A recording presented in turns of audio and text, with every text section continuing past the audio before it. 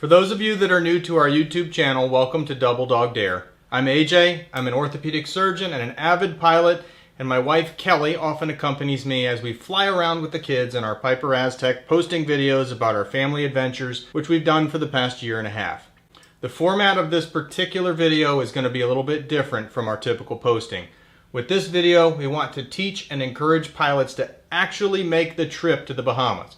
We want to eliminate the mental barriers and anxieties in regard to flying internationally and hopefully inspire you to not only chase your dreams, but also achieve the goal of flying to the islands. I've personally dreamed of flying to the islands for over a decade and have slowly been gaining confidence and experience in preparation for the actual trip. I'm not a pilot for a living, and neither are most of you watching this video, so this kind of flying can be intimidating. The procedures and paperwork were a massive hurdle in my mind prior to the trip. A month ago, we finally pulled it off. We took the trip flying to our first Bahamian island in West End, Grand Bahama, and our current intentions are to complete several more of these trips over the next couple of years. Our personal goal with our YouTube channel will be to document our travels to every single airport of entry in the Bahamas and discuss the actual realities of each island and their airports in the process.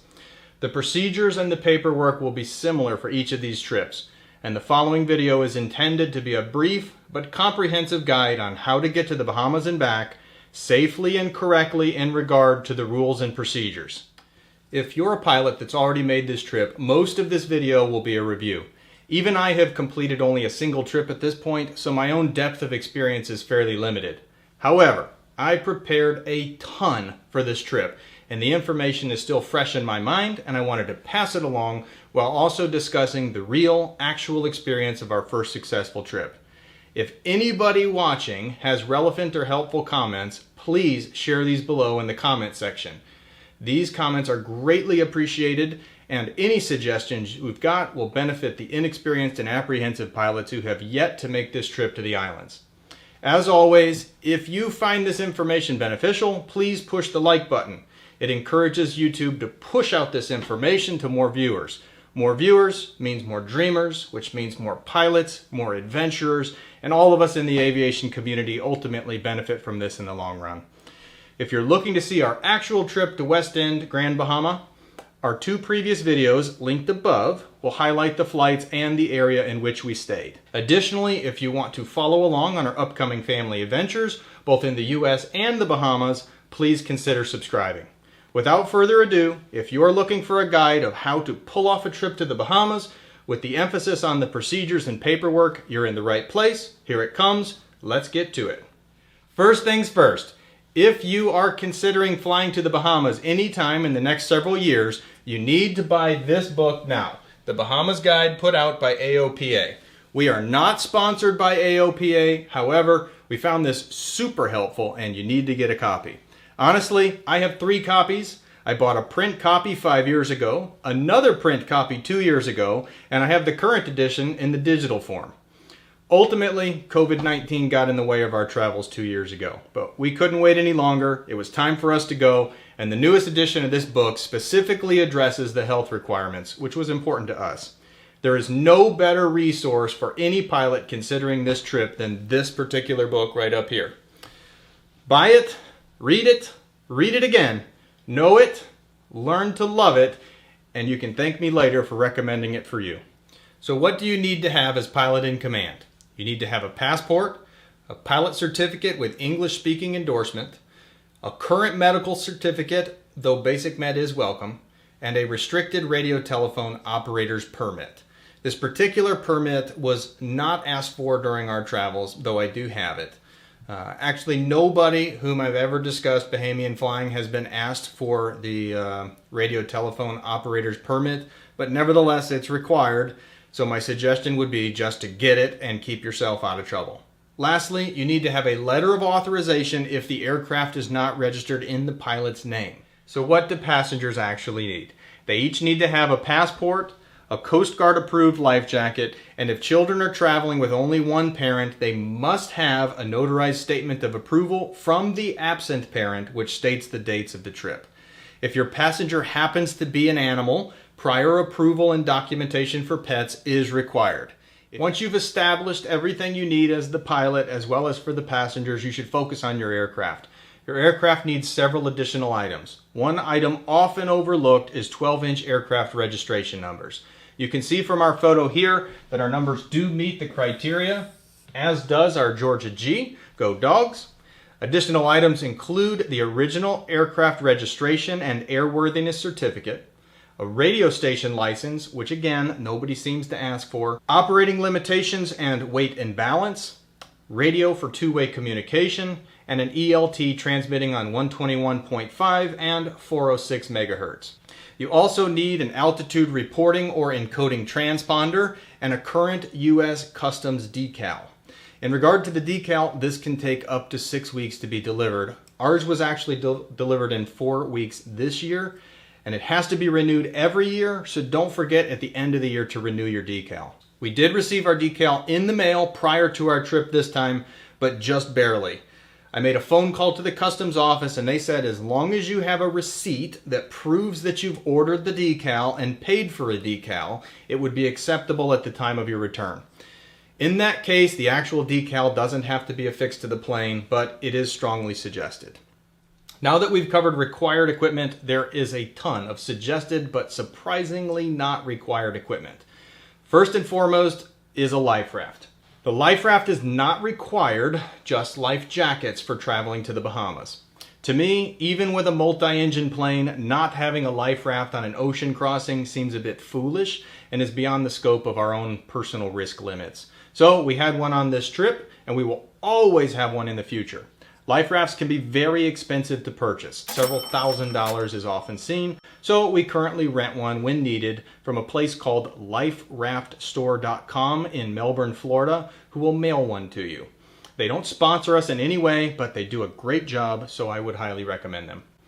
Other recommended equipment includes an insurance policy with coverages for the Bahamas, which also seems like it should be necessary, but isn't required. We do have this. An emergency survival kit would be recommended with food and water, and we always pack one of those ourselves when we leave. We also have and would suggest an EPIRB, which is a personal locator beacon. The one we use is made by a company called ACR, and you'll see it mounted to my self-inflating life vest right here if you watch our older videos. We also have a Garmin InReach GPS receiver for redundancy and flight tracking, and we carry a portable VHF radio. Lastly, commonly recommended items include control locks and chocks, extra cans of engine oil, acrylic window cleaner, credit cards, plenty of cash. Cash is preferred in the islands and you can avoid a lot of the credit card fees if you do so. And lastly, a copy of the AOPA Bahamas book that I already recommended. All right, now you've checked all the boxes. You've got yourself ready, you've got the passengers ready, you've got the plane ready, you've got all your required and suggested equipment that you're going to take along, you're current and proficient, and it's time to go. How do you avoid screwing up at this point? Well, you make sure you've covered all your bases. You must be in communication with ATC on departure with a discrete squawk code. You have to file an Electronic Aircraft Passenger Information System Manifest, or better known as an EAPIS manifest, prior to departure, and you will get an email response once you've completed this correctly. You must be on an activated IFR or Defense VFR flight plan for flying through the ATIS, and you must land first at a Bahamian Customs airport of entry. I would always suggest you call ahead of time prior to your planned arrival to ensure that Customs will be present on the airfield, especially at airports like West End, which are private and don't have Customs staff on the field at all times. In our case, we filed Defense VFR on the way to the Bahamas and we flew IFR on the way back home. We activated our VFR flight plan on the ground in Stewart, received our discrete squawk code before taking off, and had absolutely no issues crossing the ATIS. Additionally, we had no problems approaching West End. We were ultimately handed off to Freeport prior to arriving, and Customs was ready to go on the field when we got there. All right, so EAPIS is the online customs reporting system, which is required for all international departures and arrivals. You have to file this report electronically in advance, and the manifest will include the names of the pilot, crew and passengers, as well as the dates and times of departures and arrivals. Of note, passengers, even family, are not crew. So in our case, there was one pilot, which was me, which counts as a single crew member, and 3 passengers, which includes Kelly, my wife, as well as our 2 children. Even though Kelly sometimes helps with tasks such as radio, she does not count as crew, and they don't want to see your spouse in a crew space. Prior to filing a report, you have to enroll in the EAPIS program, and it can take up to a week to get your email confirmation. After this initial period, it's much simpler with your subsequent filings. In our case, on our recent flight, we departed from Stewart, which is an airport of entry. However, if you are not departing from an airport of entry, you don't have to. You can file your departure location as the nearest airport of entry and specify under the departure location description, which is a text entry field, the actual airport of departure. This is an important point. You don't have to land at an airport of entry prior to departure from the U.S. if your home airport is not an airport of entry. So on the EAPIS form, the thing that you want to look for here is, first, you want to be filling out a notice of departure, not a notice of arrival. Don't fill out the wrong form. And on your actual departure location description, right here, is where you would put your home airport. As a final point, when you file a report, you will get an email confirmation, and you want to note your confirmation number. Make sure you have this available. In our case, we printed out that email confirmation and we took it with us on our trip. We filled out our notice of departure and our notice of arrival before ever leaving the U.S. and had confirmation reports for both flights. Also required when flying internationally to or from the Bahamas is an international flight plan. With flights within the Bahamas, a flight plan is not necessary except when you're flying to or from Nassau or Grand Bahama. An international flight plan is very similar to any other flight plan you may have filed in the past, and I file mine through flightplan.com. One exception on your flight plan would be the presence of several additional entry fields which clarify the presence of emergency radios, survival equipment, life jackets, and dinghies. If something were to happen, search and rescue needs to know what to look for and what things you'll have at your disposal. So be sure to fill out these items on your international flight plan prior to departure. So on the international flight plan that I've got here shown, you'll see there's several additional things. There's a blank here for equipment. There is emergency radio right there, life jackets here, survival equipment there, and number of dinghies and color of dinghies. So when you're filling out this international flight plan, that's what they want to know, and that's where you can find it on the form. If you aren't landing at Nassau or Freeport, which are the towered airports in the Bahamas, be sure to cancel your flight plan either from the air prior to landing or by telephone on the ground. You don't want to leave your flight plan open after you've flown internationally. You will get a phone call. So, assuming you've called ahead and assuming you've done your paperwork in advance, arriving in the Bahamas should be simpler than you anticipate. I thought this would be very difficult. It wasn't. There are several well-established forms that need to be completed prior to your arrival, often with multiple copies, and if you've done your paperwork, you should be in and out of customs in no time. The whole process on our flight took less than 10 to 15 minutes and was delayed only because we didn't have immigration cards to fill out in advance.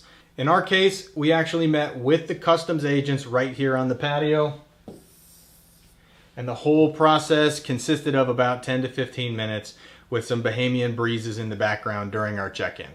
In the next section, we're going to go over each of the required forms, which should help clarify what's expected in regard to the paperwork. The first form comes in 2 varieties, the C7A and the C7. The C7A is the inward declaration or cruising permit, and it allows you to travel to additional islands during your stay. The C7 form is known as the general declaration form and is a bit more complex. You don't have to fill out both. It's one or the other, and you fill them out either prior to or when you arrive. We elected to fill out the C7A form, and we filled it out in advance. I would recommend that you do the same, as it allows you to travel in between the islands if you elect to do so. Generally, 4 copies of this form are required, and 4 copies were used during our trip to West End. However, more or fewer forms have been reported by some of the other pilots, so bring extra copies and you'll avoid any hassle or frustration. In our case, we filled out this form online a single time at home, filled it out by hand, and left the arrival time blank. We then made photocopies prior to departure and had several additional forms that we could hand in when needed. By filling out and photocopying in advance, all we had to do when we arrived was fill out the arrival time and hand over the forms.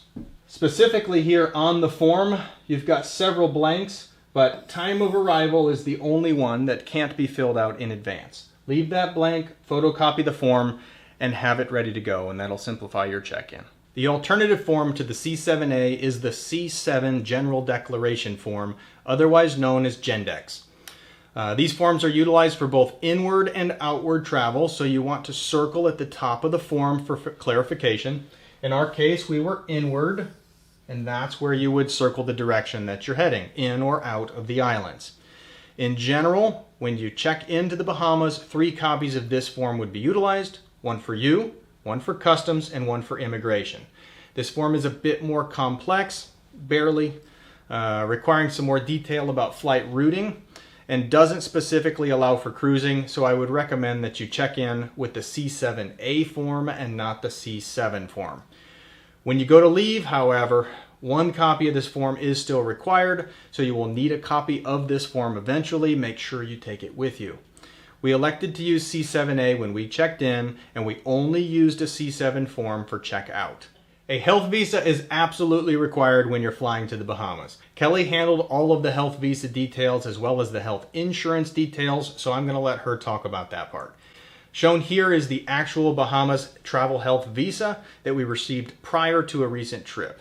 Additionally, this is the actual certificate of insurance that we received as part of the health visa, and I'm going to let Kelly continue to address these items since she's the expert here. I'll start this section by saying that COVID protocols have changed throughout this entire pandemic, so always check for yourself to see what the current protocols are. Travel.gov.bs is the official website where you apply for your Bahamas health visas, and it'll have up-to-date information. But as of February 2022, this is what you need to do. Every visitor is required to apply for a Bahamas health visa. Go to travel.gov.bs. The first step is to make a profile. Every person over 18 has to have their own profile. It is very basic information, street addresses, birthdays, passport information, etc. If you are traveling with children, they don't have their own account. You have to add them to one of the parents' accounts. I added the children under my account. On the home screen, there is a section that says Traveling with Children. It's where I filled out all of their basic information. You can set your profile up at any time. The rest, you have to get your timing right. Every visitor, regardless of vaccination status, is required to have a negative COVID test within 72 hours of travel.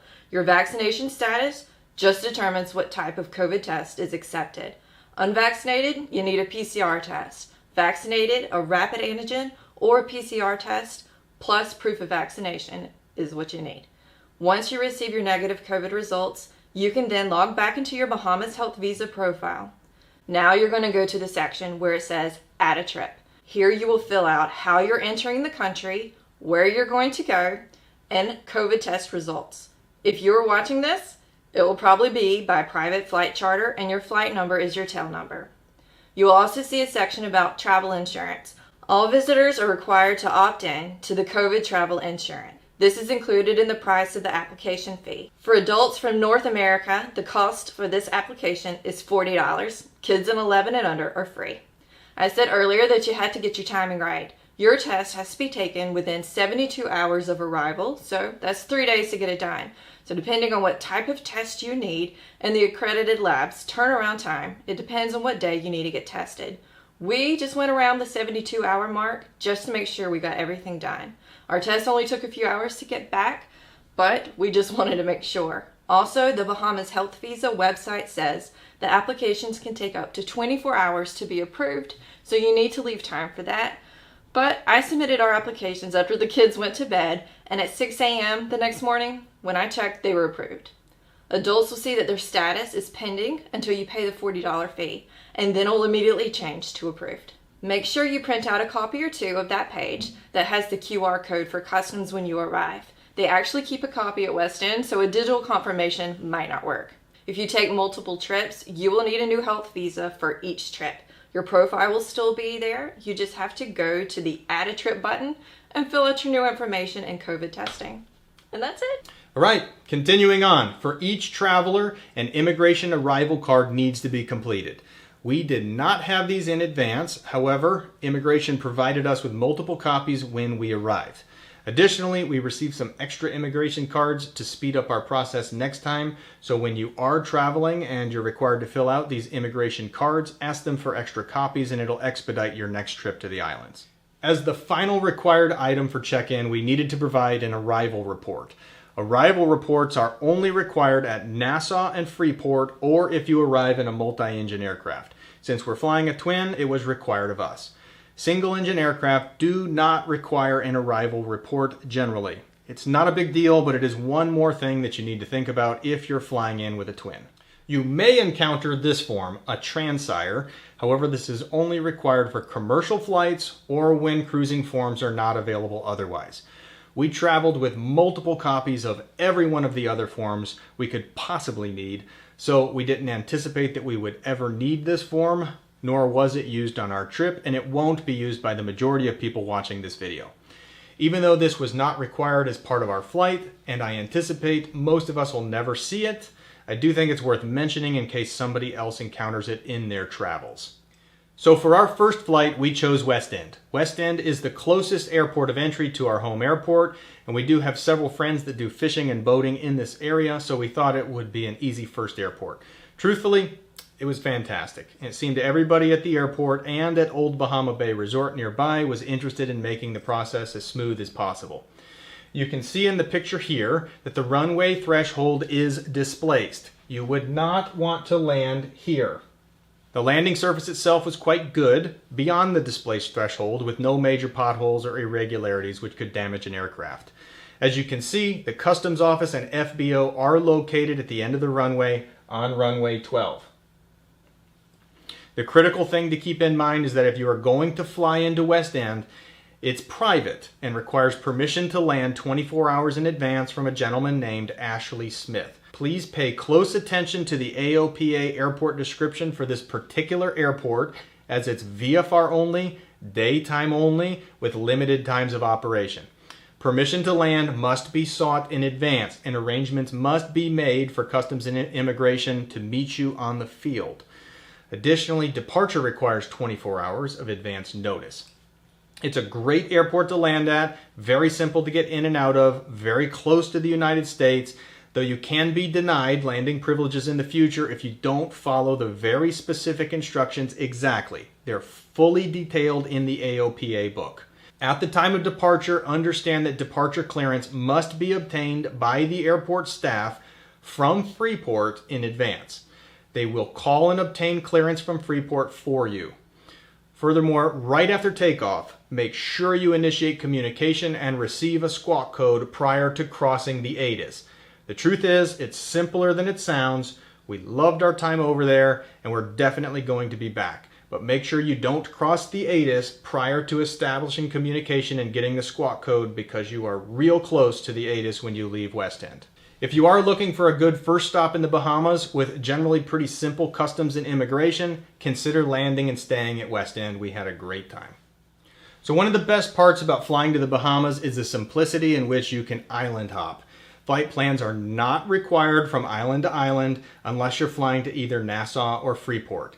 Islands and landing spots are typically visible most of the time when you're flying in the Bahamas between islands, and travel between the islands is encouraged. So once you've made it to the Bahamas, it's very simple to island hop while you're there and expand the horizon, so to speak, of where you're going and what you're doing. So now the vacation's almost over and you have to get back into the United States. This would be the next big time where errors may occur. Again, a flight plan is required for return, and you must complete an EAPIS manifest.